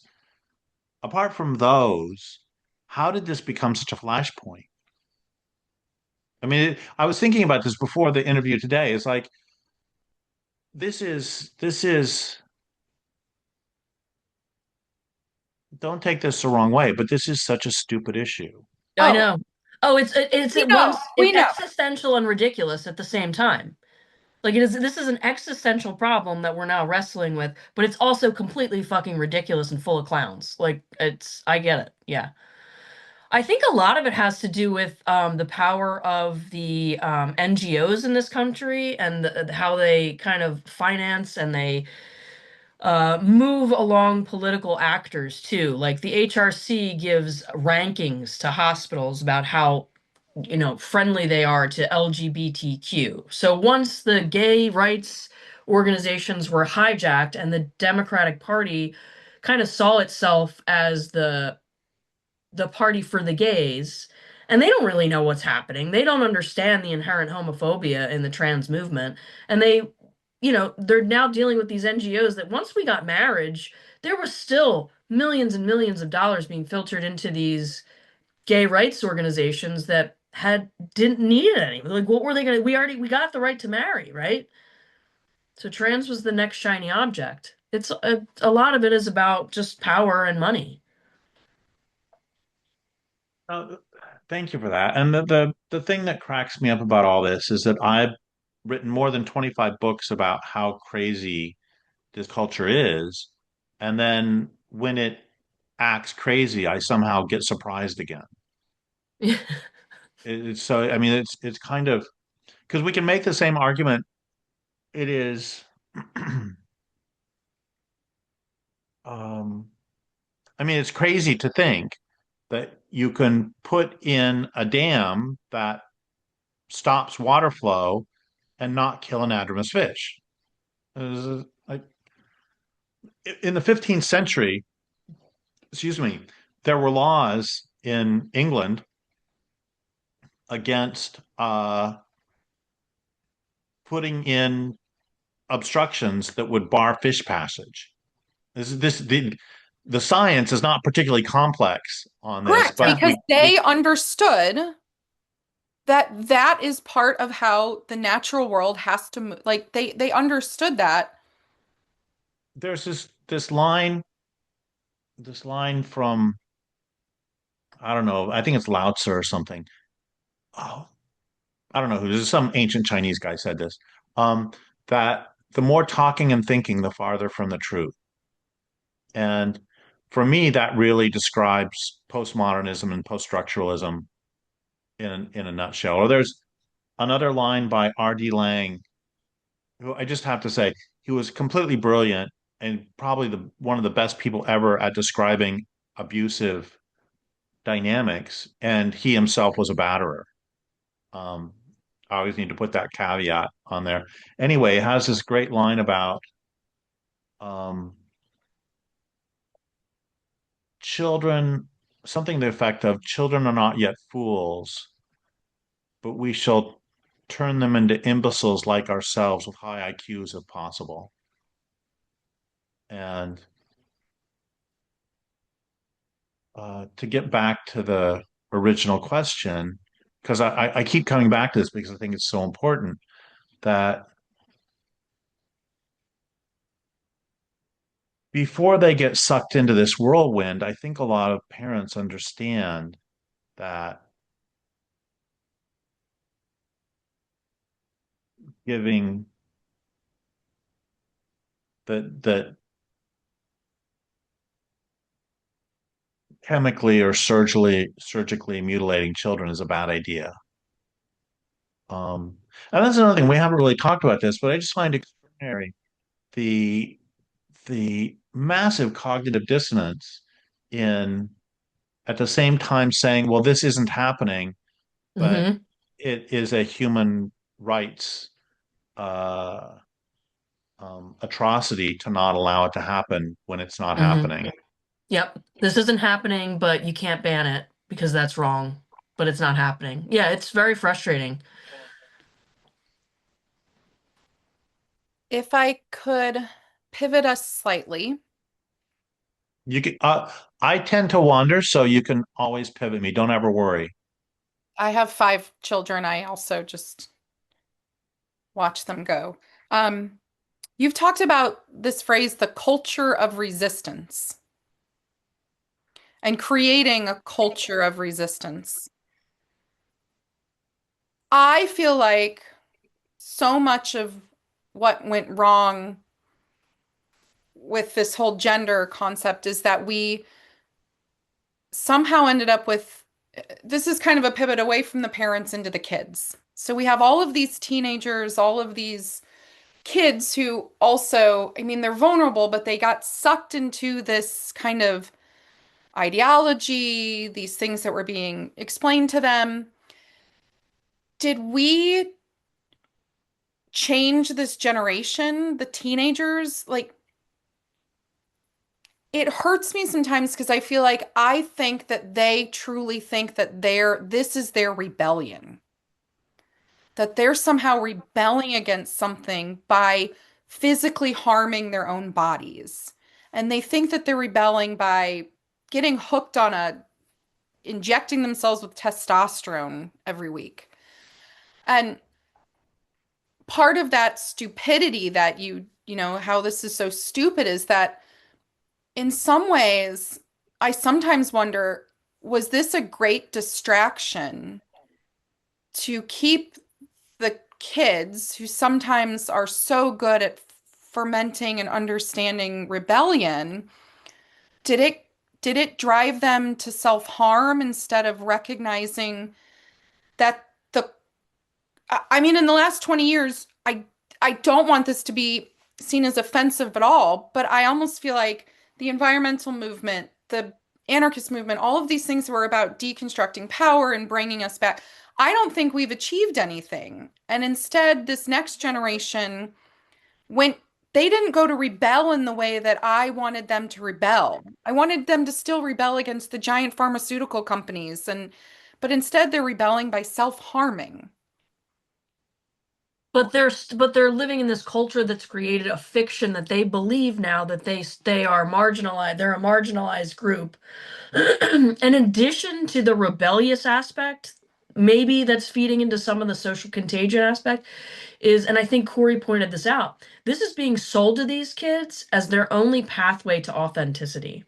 And kids are looking for authenticity. They're trying to figure out who they are. But it's the exact opposite of It authenticity. is, but they have nothing to compare it to.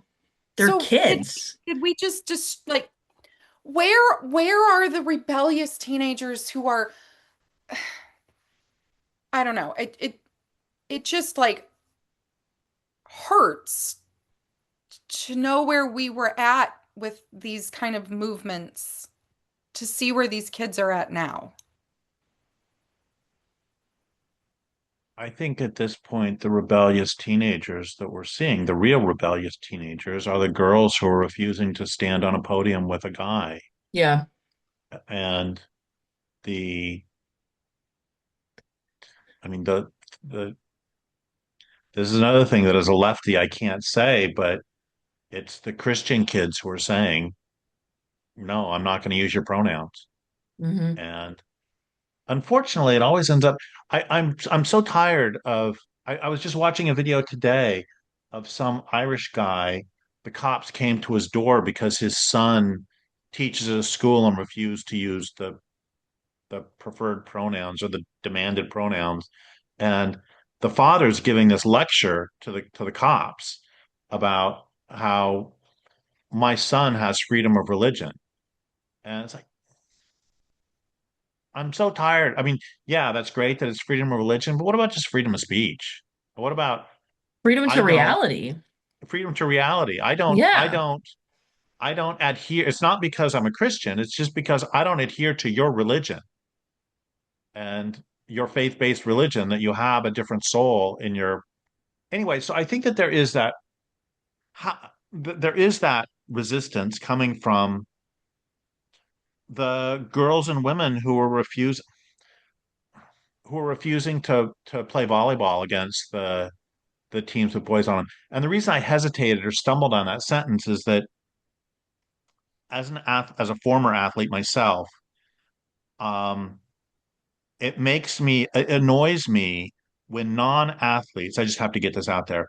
It annoys me when non-athletes call for the girl athletes not to compete because the girls only have, I know as an athlete, you only have a few years.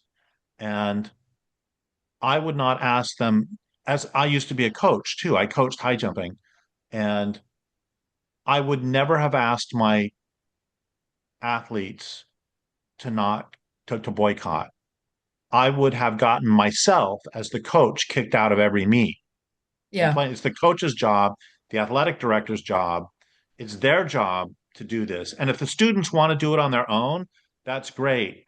But I, as not a participant, would never suggest, I would support them if they did boycott, but I would never suggest they boycott because they only Yeah, have because one they're shot. losing. Yeah, these girls are losing. I mean, the volleyball teams that are not playing because they refuse to play against a boy, like especially in high school, especially if you're trying to get a college scholarship, you need to play every game and you need Yep, to be on your A game every single time. I mean, this is like the rest of their lives potentially. With the trajectory of the rest of their lives could be altered by not getting signed, by not getting that scholarship. And and it you is only important in have, every single situation, every single yep, competition. That's why it's so frustrating when they're like, "Oh, it's just sports. Oh, it's not at a competitive level." Like high school, if you're going to go on to be an actual competitive athlete in college and beyond, it does start in high school. It starts in the little league in some places. right. So first, there's that. Another thing I want to say is that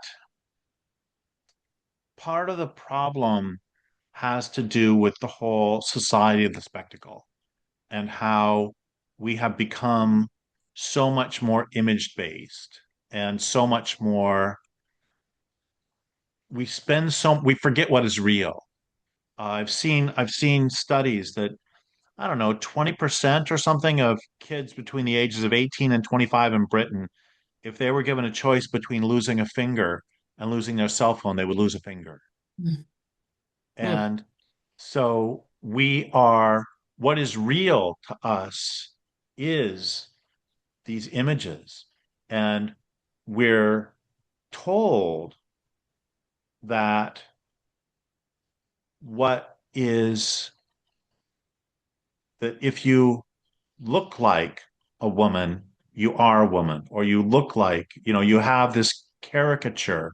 There is this, if you superficially resemble, like I have seen, as I'm sure you have, a lot of photos of the artificial, the the the the imitation genitals that have been either attached to women or cut into men. Yeah, I've seen And those.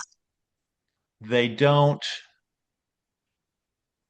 okay, first, let's pretend that it actually looked like it looked like what it's simulating. Let's pretend it did. Well, first off, it doesn't. Let's just get that out of the way. It doesn't look the same. But if it did, it still isn't the same thing.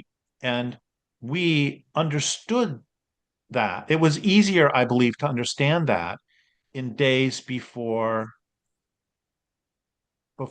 movies and then the internet, because we are increasingly confused as to what is real and what is not real.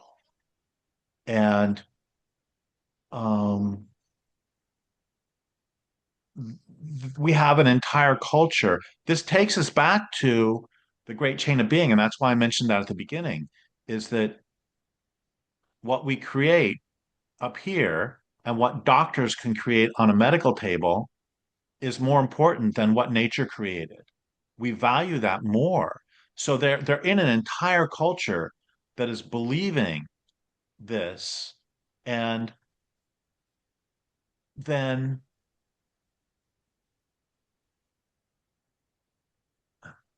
I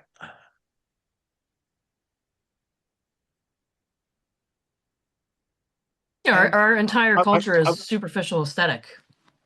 yeah, The entire culture. yes. Yeah. And then add to this that I find it such a there's a phrase that somebody taught me a long time ago that has meant a lot to me, which is toxic mimics, which is something that takes the form and perverts the content of the original. And there is so forget the toxic mimic thing for a second. So women struggled a lot to get bathrooms. And one reason that women struggled for bathrooms was so they could have a more robust public life Yeah. So they could because of actually sexual leave the home. assault. Yes. Yeah. They can leave the home. Okay. So they struggled very hard for that. And there was a resistance to this. The first women's bathrooms that were built were burned down by men. And then we all have seen, let's go to sports. We've all seen that famous picture of the woman running the Boston Marathon and the guy, the official, trying to grab her and pull her out of the race. And women struggled a lot for the right to have separate sports.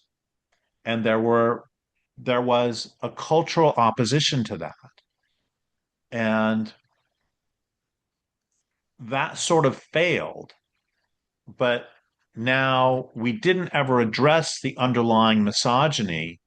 And so it has come back in a new form, which is we're going to destroy women's sports another way, or we're going to destroy women's bathrooms in another way. And also, you said that gay marriage had been achieved, and that's or same-sex marriage had been achieved, and a that's a milestone. That's an improvement, but there is still the underlying Homophobia. cultural homophobia, and those Yes. are going to those impulses are going to struggle to find a new way to come out. And then I Yeah. want to bring in another thing too, having to do with the self-harm and having to do with a lot of the other things. I think one of the reasons that the left has become so big on personal purity for the past 15, 20 years is because we have been a complete failure. We collectively have not stopped environmental degradation.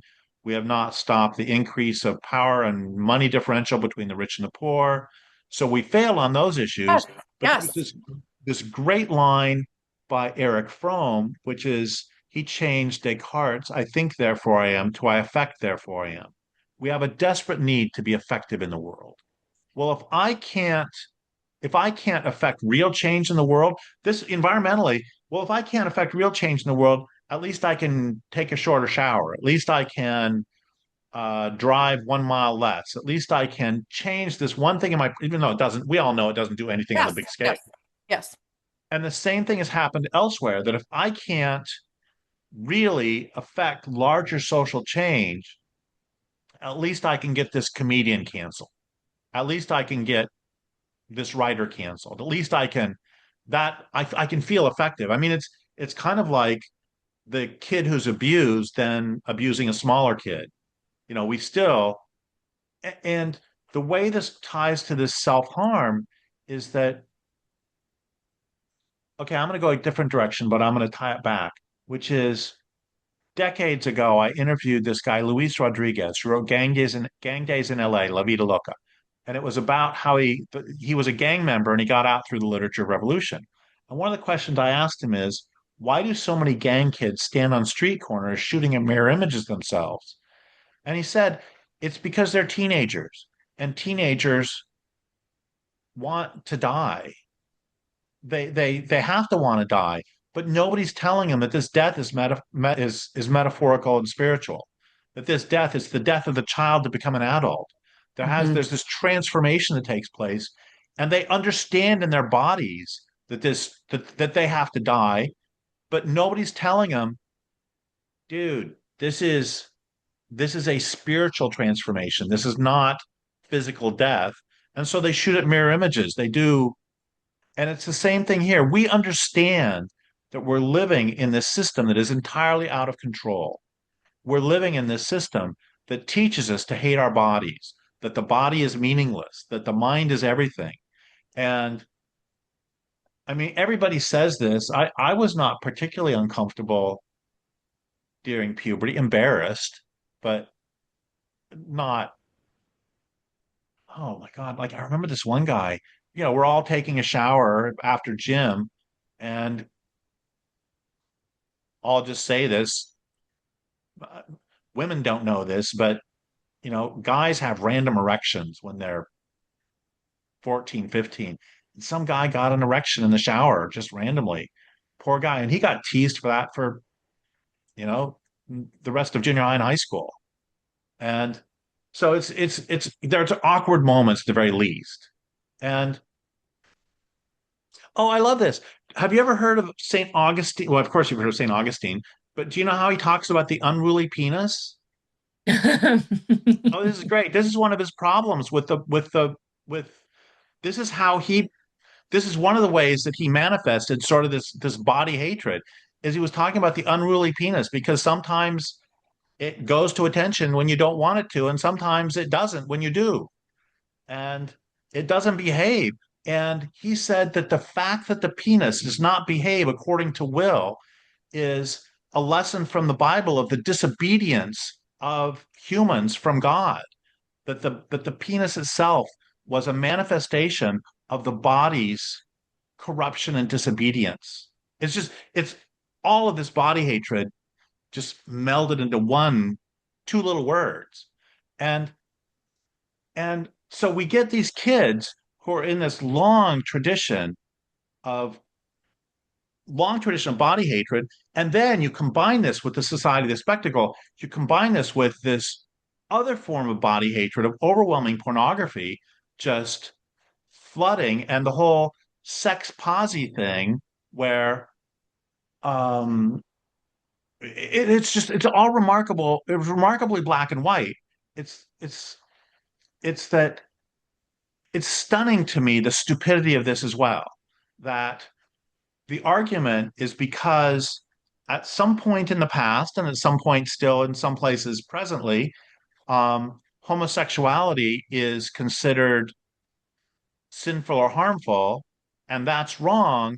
Therefore, all forms of sexuality must be acceptable. And like, sorry, I don't agree with that second step. It's like we get to have social discussions. I mean, this is how queer theory ends up Yeah. supporting pedophilia, which is just what we need to have is we need to have social discussions. I'm getting off topic, but we need to have social discussions about what we do and don't find personally and socially acceptable in terms of sexuality, just like everything else. But I want to get back to this, that the kids are understanding on an embodied level that there is this tremendous body hatred in this culture that's manifesting both on the right and on the left and all through it in the society of the screen culture. There's a fundamental disrespect of physical space. Like the fact that we're talking from four different places in the world is nuts. That is, I think, existentially. Oh, there's this line. I don't. Terry Tempest Williams said it to me, and she said somebody, maybe Wallace Stegner, I don't remember. Somebody else had said it to her that the soul can't travel any faster than you can walk. Hmm. And when I travel, I always feel dislocated. It's the weirdest thing that, I'm near the Pacific Ocean and I get on a plane and 4 hours later, 6 hours later, I'm seeing the Atlantic Ocean. And that I find that I don't think we were meant for this. So the point is that we're embedded in this whole body hating matrix that's manifesting in a bunch of different ways. And no wonder the kids want to cut themselves. No wonder the kids want to, because nobody is telling them, look, this culture does have this profound body hating. And it's And the the job of the profound body adults to hating, navigate. So go ahead. the profound body hating though is also, excuse me, it's sold to them as self-love. So even, you know what I mean?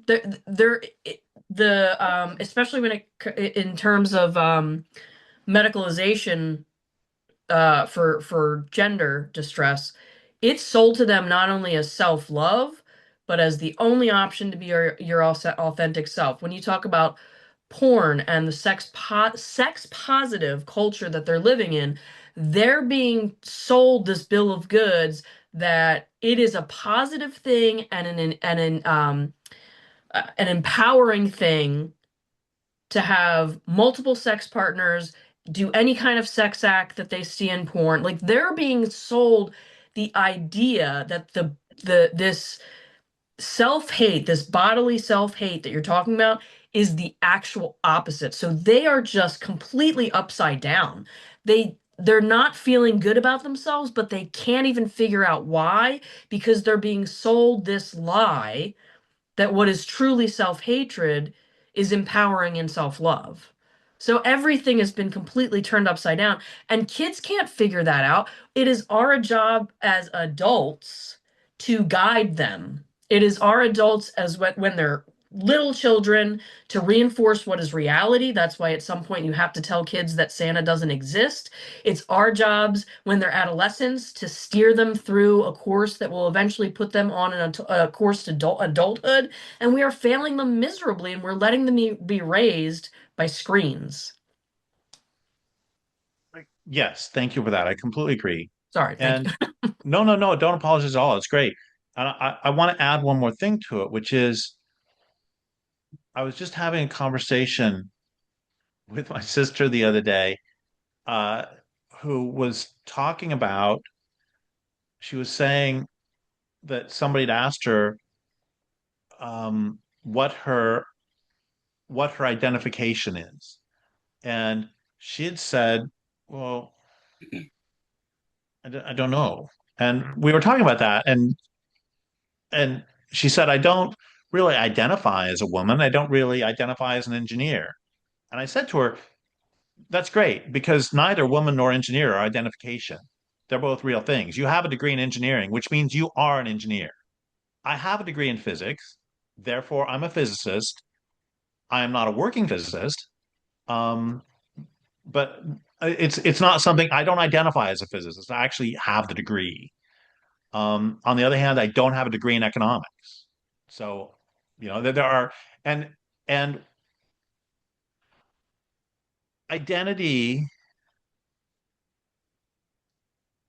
doesn't really mean anything to me. It's just like all this talk of gender identity is just you are you are what you are. Exactly. And identity, I mean, I can identify as something, but it doesn't actually make it so. No, I It's can identify as a T-bone steak. It doesn't mean I am, but people don't realize, like kids especially, they think you can identify as a Therian or a bird or a fairy, and that makes you the thing. It's really and disconcerting, but it's fundamentally we are not grounded in reality anymore. yeah, and yes, and I'm sorry if I'm preaching to the choir here or saying something that if I'm mansplaining especially, but for a few years, I've seen the argument thrown out that, well, somebody can identify as, or somebody can be, what's the difference between gay and transgender? And I spent a few years trying to think my way through because I knew people were going to yell at me about it. And you can help me with this. Here's the best I've been able to come up with myself is that um, being homosexual has to do with attraction, and it has to do a with what there is a difference between an attraction one has and one's physical state of being. So I have, for example, known homosexuals who, because of homophobia, did not manifest. I mean, they told me I would rather be with a man, but society, and I'm thinking of some who ended up getting married to women. And that doesn't alter the fact that their preference is still for males. But that's different than being a male or being a female is a condition like it's a physical state like being a mammal. And anyway, so I don't know. You can either do something with that or not.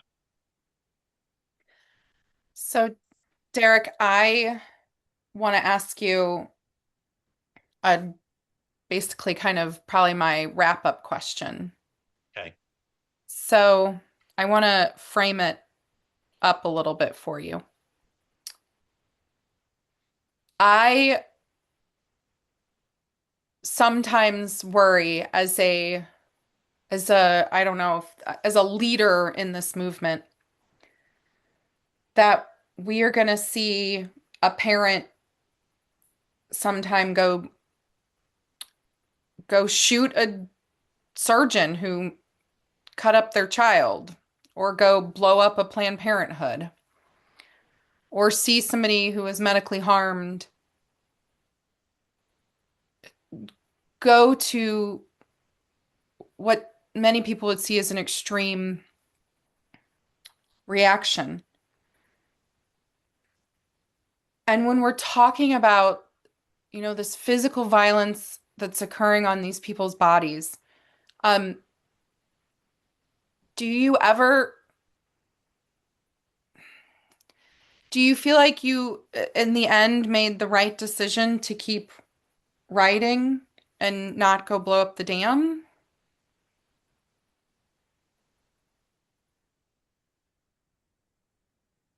Well, the problem is that salmon are still going extinct. And at the same time, I want to, and by the way, I mean, we all know this. There have been some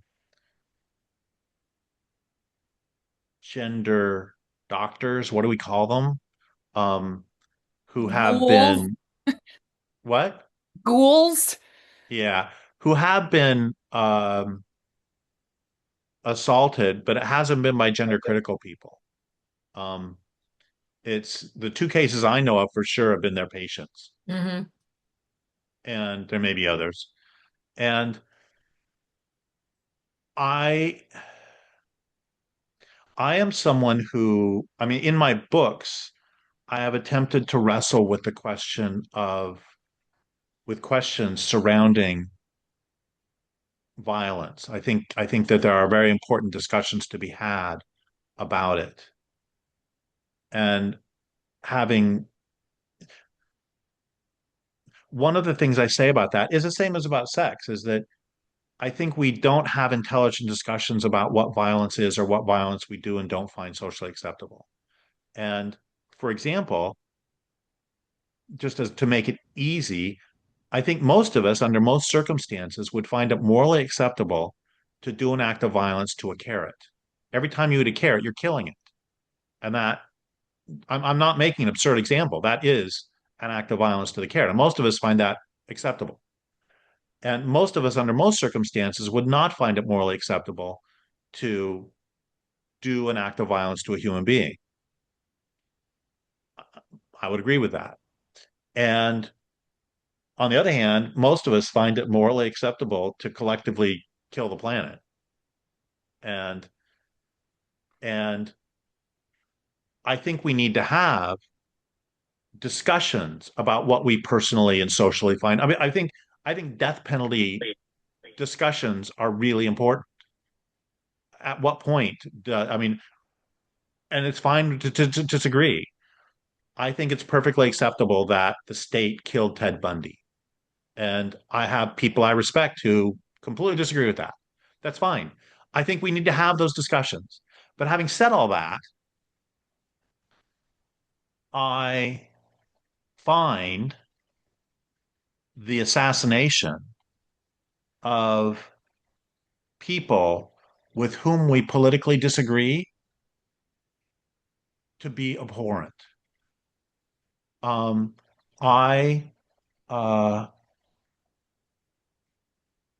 I disagreed with Charlie Kirk on many issues, not all, obviously, but many issues.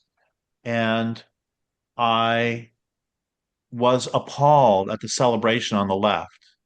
Yeah. Um, and they were saying, well, gosh, Derrick, he was like Hitler. And it's like, actually, no. I think that one could make the argument that assassinating Hitler in 1939 or 1938 would have prevented World War II. One could easily make that argument. And that's not that's not the same thing here. So I I would I can understand the horror at having one's child mutilated, and I would also argue that killing or assaulting the person, the actual doctor, uh, is not is in no way. It would be more analogous to killing Charlie Kirk than it would be to killing Hitler. I don't think that, especially, okay, and so that's on moral and practical grounds. And in addition, I think, okay, let's just be honest. A lot of the a lot of the trans activists are behave very, very poorly. And what we need to learn from the civil rights movement that the the Oh, black guys who sat at the yeah. counters, Yeah. they behaved perfectly in a perfectly dignified fashion. And all they had to do was show the other side acting the way they did. Yeah. And they had to show that repeatedly. And that It's a I it's a heavy lift, but I it asks a lot of that, that it took so much. They trained, they practiced, they did they did mock preparation to be able to steel themselves to do that. and and also, I mean, Lear Keith has been running those for gender critical women, doing the same sort of trainings. Um, and some of the women have ended up they've stood up and then they've ended up in the hospital because they were assaulted by the Trantifa. Um, and I think one of the reasons I think that this is on a practical level, this is also a way to go, is that overwhelmingly people understand that this is all nuts. Okay. Mhm. And Yeah. we don't we Don't yes need to there, resort. Yeah. I yeah, and that's part of the problem is that even as late as 1944, when we go back to the Hitler example, even as late as 1944, the plotters against Hitler recognized that Hitler was still so popular, they were going to have to pretend that the SS killed him. And Hitler was still remarkably popular. There was even when the German people are getting pounded by the British American Air Yeah. Forces and the Soviets are just, he was still popular. Yeah. And so this movement has a lot of institutional power, but it is, I think, remarkably fragile because everybody understands. I mean, all you have to do is see, oh, there's this great. So, as you know, I was a track person, I was a high jumper, and I love watching like 400-meter running. And they have a 4x400 mixed relay. And it's supposed to be this way. It's fair because it's two men and two women on each team. And there's a couple years ago, it's 3 or 4 years ago, there was the Poles, I think, had this huge advantage going into the final 400 meters. And the Poles had a woman running, and the United States had a guy running. And anybody who thinks it's fair should just watch this. She literally has 100 meters on him, and he catches up to her within about 200 meters. And you can, she's almost, I know it's a cliche, but it's like she's standing still. And she is a world class runner. It's like everybody knows, or just watching a guy punch a woman in the boxing ring in the face. You just know this is, or for crying out loud, a guy going in and waving his penis around in a woman's locker room. I mean, that's just this is not a hard sell to the public to get us to recognize that this is nuts. This I think there is a decent chance that this issue is going to destroy the Democratic Party if they continue to hold on to it. I could be wrong. Um, People collectively never cease to surprise me with their insanity, but I I I I think this is a losing issue. I think that the pro and I mean, how hard is it? Okay, so I have a question.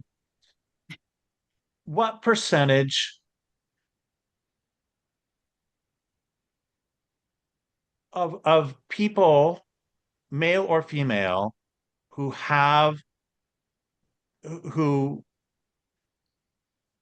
I don't want to use the term bottom surgery, the ones the men who have their penises and scrotums cut off, what's the rate of uh reasonable sexual satisfaction after? I've read a lot of accounts of it's of no orgasms. It's And probably 30 or 40%. 30 or 40% have orgasms or no orgasms. Well, forget orgasms because that's not the best criteria because if you can have them without a partner, that's a different check mark than having them with a partner. So the okay, let's just be more generic. This is something that is being done to people that will quite possibly reduce their sexual function. Correct. Okay. So if we can say that,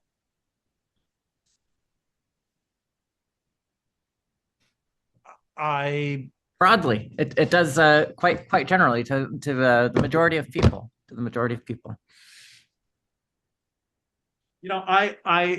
I was within 2 days when I was 24 because of the Crohn's disease of they took out most of my colon, but I was within 2 days of having a surgery where they would have given me a Colostomy bag.